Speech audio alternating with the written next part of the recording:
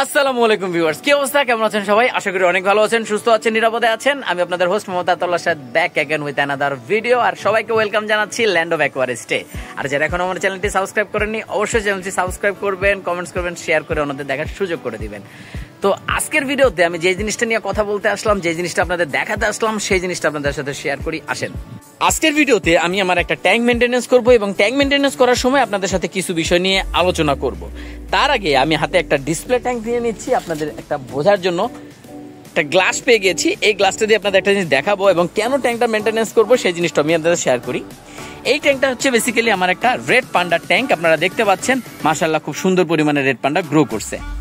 আর এই ট্যাঙ্কটা মেনটেনেন্স করার কারণ হচ্ছে সাইড দিয়ে দেখতে পাচ্ছেন গ্র্যানুয়াল গ্রিন এলগি। তো এই গ্রিন এলগিটা আমি আমার একটু তুলে দেখাই, তাহলে আপনারা বুঝতে পারবেন। দেখেন,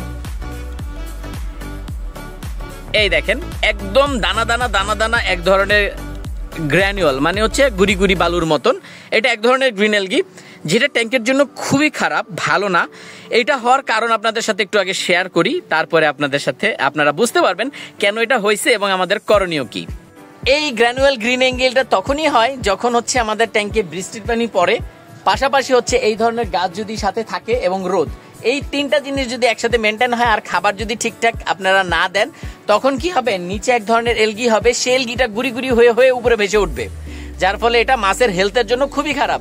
মাছ দেখবেন কি বিভিন্ন ধরনের ফাঙ্গাসে অ্যাটাক হবে, অনেক ধরনের প্রবলেমে পড়বেন।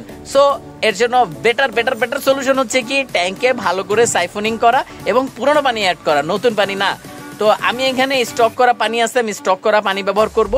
প্লাস হচ্ছে আমি এই ট্যাঙ্কটাকে মেনটেনেন্স করবো। এই ট্যাঙ্কে যে ধরনের পাতা পড়ছে সবগুলোকে তুলে ফেলবো।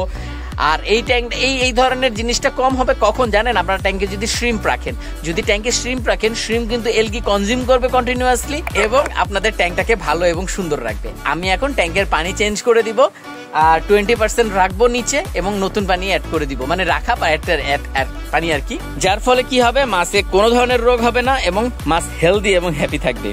সো আর কথা না বাড়াই, চলে যাই অ্যাকশনে। আসেন, তো ওয়াটার চেঞ্জিং দেওয়ার আগে সর্বপ্রথম আমাদের যে কাজটা করতে হবে, যদি কোনো এয়ারেশন থাকে, এরকম স্টোন টেস্টোন, তা সরায় নিতে হবে। দেন আমরা যে কোনো এক সাইড থেকে সুন্দর করে পানি সাইফনিং করে ফেলবো।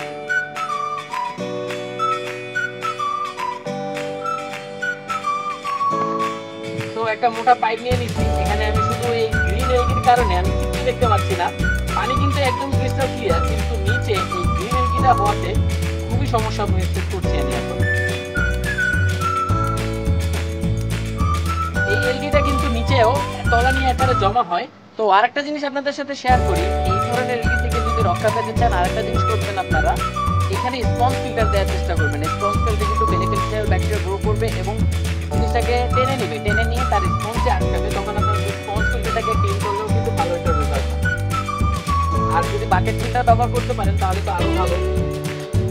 আর অসংখ্য ধন্যবাদ যারা আমার পাশে আছেন, পাশে থাকছেন ইনশাল্লাহ। আর ঢাকার বাইরে কিন্তু আমি ট্যুর করা শুরু করছি অলরেডি। জয়দাদার একটা ফার্ম দেখাইছি আপনাদের। আর পরে জয়দাদা ভালো থাকবেন, সুস্থ থাকবেন, ভাইটাকে ভালোবাসা দিবেন, পাশে থাকবেন ইনশাল্লাহ। দেখা হচ্ছে নেক্সট কোনো ভিডিওতে। আল্লাহ হাফেজ।